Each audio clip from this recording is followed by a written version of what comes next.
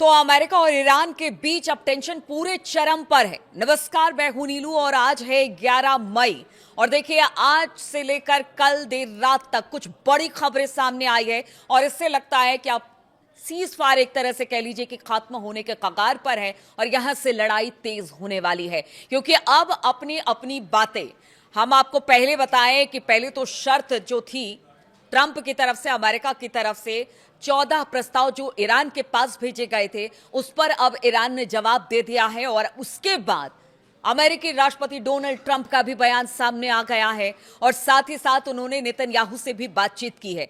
तो क्या ये मान के चले कि अब जो स्थिति और परिस्थिति बन रही है पूरे मिडिल ईस्ट में और ईरान अमेरिका युद्ध के बीच में, तो अब शांति वार्ता कहीं ना कहीं डिरेल हो रही है। जो इस वक्त शांति काल चल रहा था वो खत्म होने वाला है, क्योंकि आज की बात की जाए तो कल से लेकर आज तक कुछ बड़े हमले भी हुए हैं। अरब देशों में भी ये हमले हुए हैं। अमेरिकी F-35 को भी निशाना बनाया गया है, ये भी एक बड़ी खबर आ रही है। अगर ईरान की तस्लीम न्यूज एजेंसी की बात की जाए तो उनकी तरफ से वो खबर भी बताएंगे, लेकिन शुरुआत मैं करूंगी बातचीत से, क्योंकि इन्हीं बातचीत पर युद्ध की स्थिति परिस्थिति निर्भर है कि युद्ध होगा कि नहीं होगा। तो अमेरिकी राष्ट्रपति डोनाल्ड ट्रंप ने जो प्रस्ताव, शांति प्रस्ताव पर ईरान का जो शांति प्रस्ताव अपनी तरफ से अमेरिका ने भेजा था उस पर जो ईरान ने जवाब दिया है वो पसंद नहीं आया है डोनाल्ड ट्रंप को, और ईरान के जवाब पर कड़ी प्रतिक्रिया अब अमेरिकी प्रेसिडेंट डोनाल्ड ट्रंप ने दी है। उन्होंने तेहरान की मांगे पूरी तरह से अस्वीकार कर दिया है, यानी कि मानने से इनकार कर दिया है। ट्रंप के इस जवाब के बाद सवाल उठा कि ईरान ने ऐसी क्या मांगे कर दी जिससे ट्रंप भड़क उठे। उन्होंने तुरंत नेतन्याहू को फोन लगाया, बातचीत की है। तो क्या अब कोई बड़े युद्ध की तैयारी या बड़े हमले की तैयारी ईरान पर होने वाली है? वो एक बार फिर से ईरान को धमकी देने पर उतर आए हैं। ईरान की मीडिया ने बताया कि मीडिएटर पाकिस्तान के जरिए अमेरिका को दिए गए ईरान के जवाब में युद्ध से हुए नुकसान के लिए मुआवजा और हॉर्मुज स्ट्रेट पर तेहरान की सॉवरेनिटी को मान्यता देने की मांग की गई है। ट्रंप ने ईरान के जवाब को पूरी तरह से नामंजूर कर दिया, खारिज कर दिया, और इसीलिए कहा यह जा रहा है कि स्थिति अब विकट हो गई है। अब आपको बताते हैं कि ईरान ने क्या कहा है, ईरान का जवाब क्या है। तो देखिए, ईरान ने जो जवाब दिया है उसमें अमेरिका के शांति प्रस्ताव के जवाब में ईरान ने तुरंत युद्ध रोकने की मांग करते हुए इस बात की गारंटी मांगी है कि उन पर कोई नया हमला नहीं किया जाएगा। ईरान ने युद्ध से हुए नुकसान के लिए मुआवजे की मांग की है। साथ ही साथ हॉर्मुज स्ट्रेट पर तेहरान की संप्रभुता को मान्यता देने की मांग भी ईरान की तरफ से रखी गई है। ईरान ने अमेरिका के office of foreign assets control यानी कि OFAC से 30 दिनों की अवधि के लिए ईरानी तेल की बिक्री पर लगे जितने भी रोक थे उसको हटाने की डिमांड की है। ईरान ने डोनाल्ड ट्रंप प्रशासन से अपने बंदरगाहों और हॉर्मुज स्ट्रेट से नौसैनिक का जो नाकेबंदी इस वक्त अमेरिका ने कर रखी है उसको तुरंत खत्म करने की मांग की है। ये बातचीत के लिए एक शर्त के तौर पर देखी जा रही है, क्योंकि उनका कहना है पहले वहां से नाकेबंदी हटाइए, हम हॉर्मुज खोलेंगे, फिर आगे की बातचीत होगी। इस शर्त को रखा है ईरान ने। ईरान की मांग में कथित तौर पर लड़ाई रुकने के बाद आगे के विवरण और समझौते पर बातचीत होगी, यानी पहले इस बात पर सहमति हो जाए उसके बाद फिर आगे की बातचीत होगी, जो 30 दिनों की अवधि दी गई है ट्रंप की तरफ से। क्योंकि ट्रंप ने कहा था कि ठीक है, हम 30 दिनों की मोहलत आपको देखते हैं, आप सोचिए, विचारिए, उसके बाद जवाब दीजिए। लेकिन ईरान ने भी कह दिया कि ठीक है, हमने अपना जवाब दिया है, आप नाकेबंदी हटाइए, हम हॉर्मुज खोलेंगे, उसके बाद 30 दिनों के लिए बाद 30 दिनों के भीतर भीतर हम बातचीत कर लेंगे, चाहे वो परमाणु समझौते हो या बाकी जो बातें अमेरिका कह रहा है उस पर। ईरानी पक्ष की ओर से यह भी कहा गया कि तेहरान और वॉशिंगटन के बीच बातचीत फिलहाल पाकिस्तानी मध्यस्थ के जरिए लिखित रूप में जारी रहेगी, यानी मतलब आमने सामने बैठकर बातचीत नहीं होगी। मतलब एक मध्यस्थता के लिए एक मुल्क होगा और वो होगा पाकिस्तान, और जो भी बात होगी वो एक दूसरे को लिखकर या किसी मध्यस्थ के जरिए, जैसे चिट्ठी पहले भेजी थी ट्रंप ने ईरान को और ईरान ने ट्रंप को भेजी थी, उसी तरह से लिखित रूप से ही ये बातचीत चलती रहेगी आगे भी। आमने सामने किसी तरह का कोई टॉक नहीं होगा। ईरान ने 20 साल तक यूरेनियम संवर्धन रोकने को लंबा समय कहा और अपनी परमाणु सुविधाओं को नष्ट करने में किसी भी कदम को खारिज कर दिया। उन्होंने कहा कि नहीं, हम 20 सालों तक तो अपने कार्यक्रम, जो परमाणु संवर्धन का कार्यक्रम है यानी यूरेनियम इनरिचमेंट का कार्यक्रम है, वो 20 साल बहुत लंबा साल होता है, हम नहीं बंद करेंगे, और इसको मानने से साफ इनकार कर दिया। अब ट्रंप ने ईरान के जवाब पर क्या कहा है वो भी आपको बताते हैं। तो ईरान ने रविवार को पाकिस्तानी मध्यस्थों के जरिए अमेरिका के शांति प्रस्ताव पर अपना जवाब भेजा। उसके बाद डोनाल्ड ट्रंप तिलमिला गए और उन्होंने सिरे से इसको खारिज कर दिया। डोनाल्ड ट्रंप ने कहा कि मैंने अभी अभी ईरान के जितने जवाब थे उसको पढ़ा है और प्रतिनिधियों का जवाब पढ़ने के बाद मुझे ये कहीं से रास नहीं आ रहा है, यानी मैं इसको मानने को तैयार नहीं हूं। मुझे ये पूरी तरह से अस्वीकार्य है, नामंजूर है, मैं इसको नहीं मानता।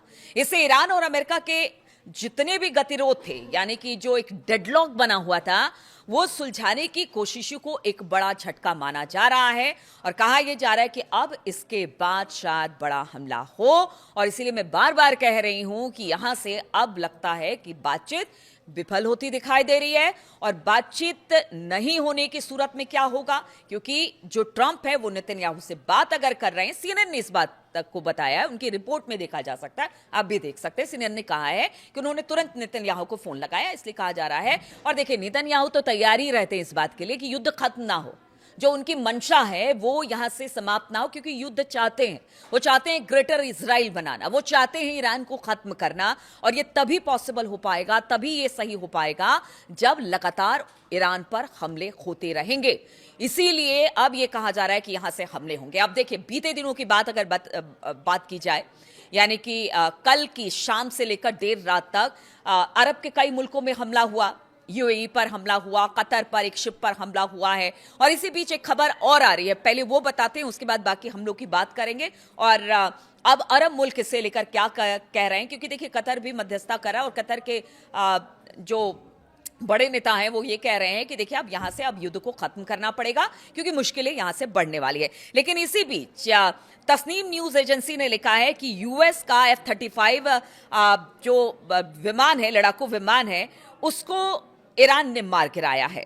और कहा यह जा रहा है कि एक जो अभी एक नया हॉर्मुज का आपने देखा होगा, एक नया नक्शा IRGC ने एक नक्शा जारी किया है, जिसमें वो बताया गया है कि जो गल्फ ऑफ ओमान का कुछ हिस्सा भी इस नक्शे में शामिल है, यानी स्ट्रेट ऑफ हॉर्मुज में है। वहीं बताया गया है कि F-35 विमान, यहां पर कई अखबारों ने इस बात का जिक्र किया है और उसमें लिखा है कि ईरान ने इसे मार गिराया। हालांकि दोनों मुल्कों की तरफ से, यानी अमेरिका और ईरान की तरफ से, किसी तरह की कोई पुष्टि F-35 को लेकर नहीं हुई है।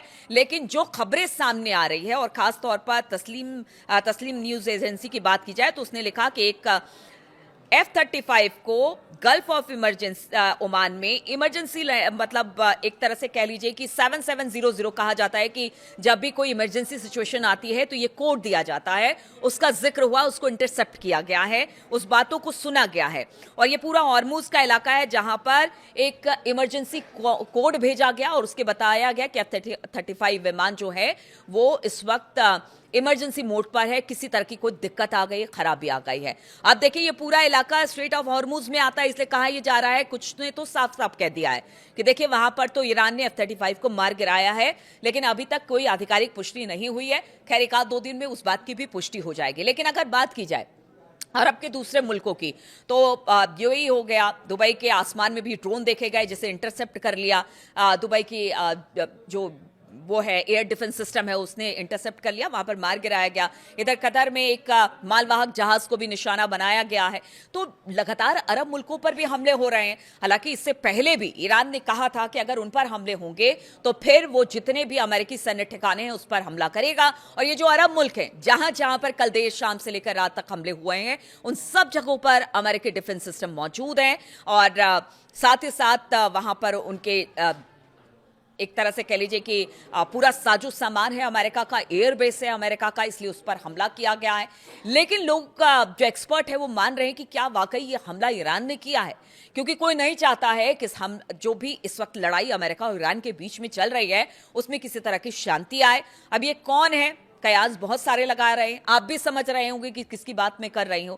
तो क्या ये चाहकर भी कुछ लोग ऐसा है कि वो बात नहीं करना चाहते, शांति वार्ता नहीं होने देना चाहते हैं, इसलिए अरब मुल्कों पर हमले हो रहे हैं। अगर कतर की बात की जाए तो जो उसके बड़े नेता है वो पहले ही कह चुके हैं कि देखिए हम मध्यस्थता को तैयार हैं अगर ईरान चाह ले, लेकिन ईरान जो हमले कर रहा है वो कहीं से सही नहीं है। और अरब मुल्कों को टारगेट करके सीधे सीधे अमेरिका को भी चुनौती दी जा रही है। तो ये सब कुछ पीछे कुछ घंटों में हुआ है और इन्हीं घंटों के बाद ये कहा जा रहा है कि हो सकता है यहां से बड़े युद्ध की तरफ अब अमेरिका और इजराइल और ईरान आगे बढ़े।